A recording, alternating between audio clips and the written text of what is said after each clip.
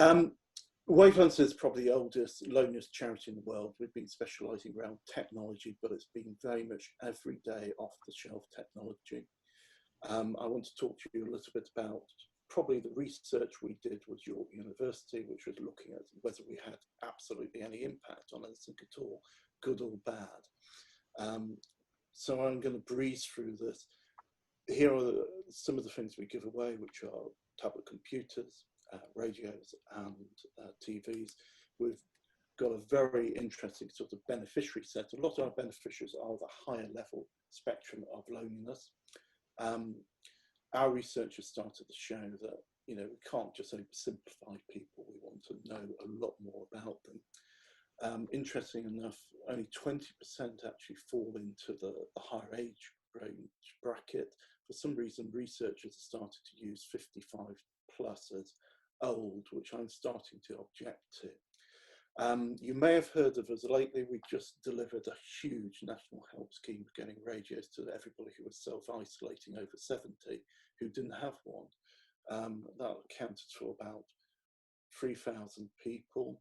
It was in a day. We had 9,000 applications. We had about 93,000 people come and visit our website. So you can see there's a lot of demand out there, and that's just round radios.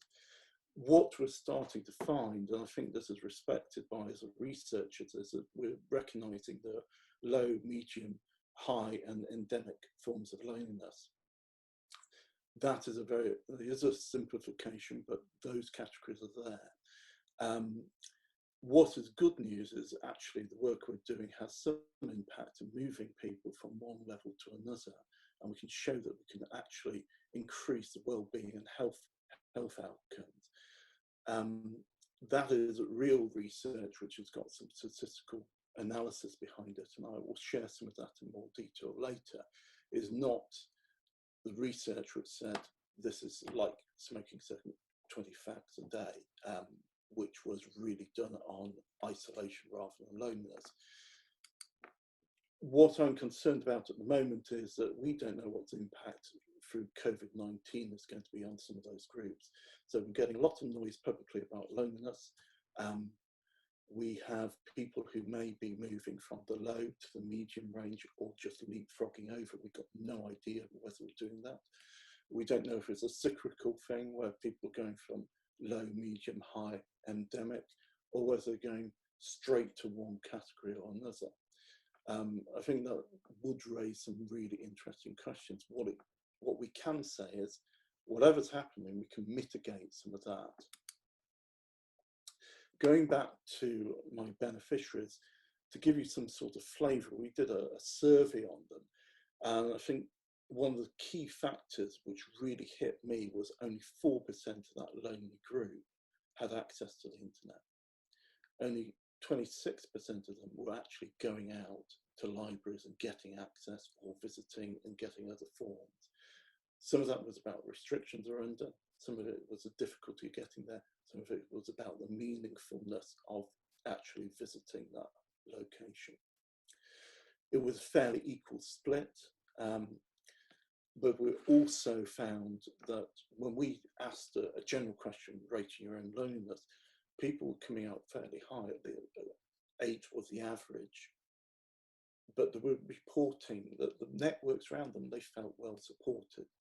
And I think that started to talk to me about the difference between real and proxy befriending schemes which are out there.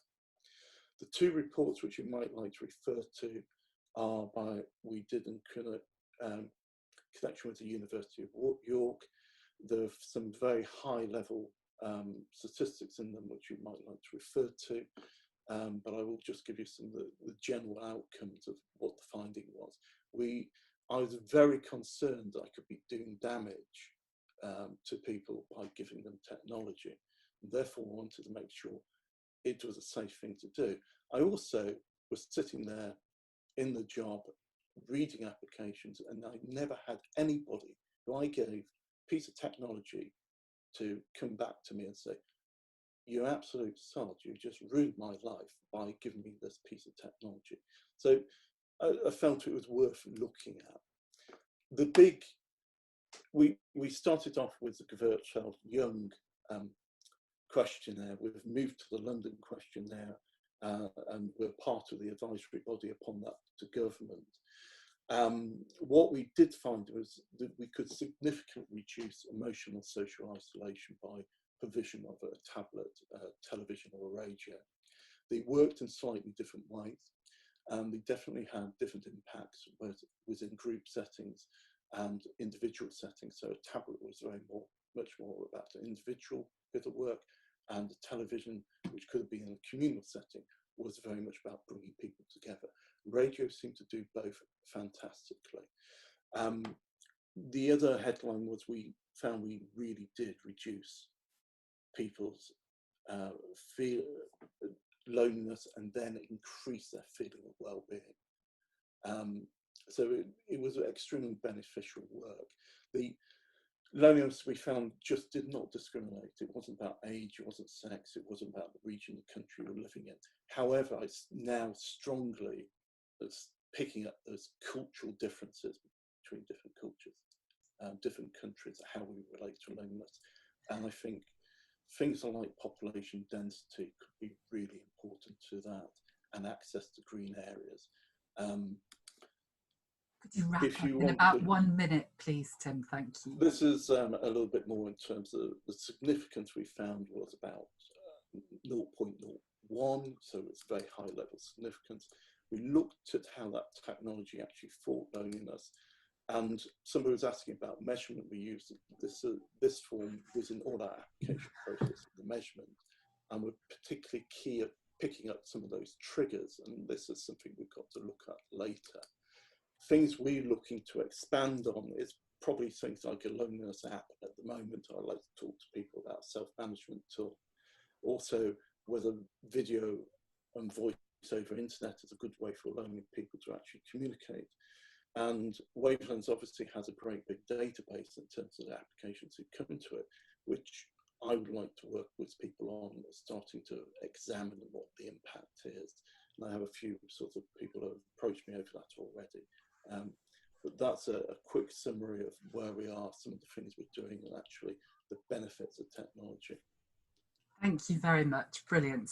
So I've got a question here from Fiona Winderwind, who asks, could you say a little bit about the difference between high and endemic loneliness, just briefly? She wondered what that meant. So I'll just end my slides there. The high levels of loneliness, we are finding they are easily reversed. People are experiencing the interventions are actually having a quick mitigating effect, which will move people down to low or medium. We usually can pick that up within their health. In the endemic, it is somebody who has not experienced loneliness because of a trigger. It's somebody who has always had that. They always seem to have a feeling of loneliness. It's a little bit like our understanding of anxiety bringing on mental health conditions, I think, in terms of some people always seem to be over anxious, and it's not necessarily about them being tipped over into the next stage of loneliness. It is actually they're always there. What we've also found is by putting interventions in and helping people think about what's successful for them, they have been able to be mitigated down to a lower level, and a way of coping with that as understanding mindfulness or anxiety. I think you can do the same thing with loneliness.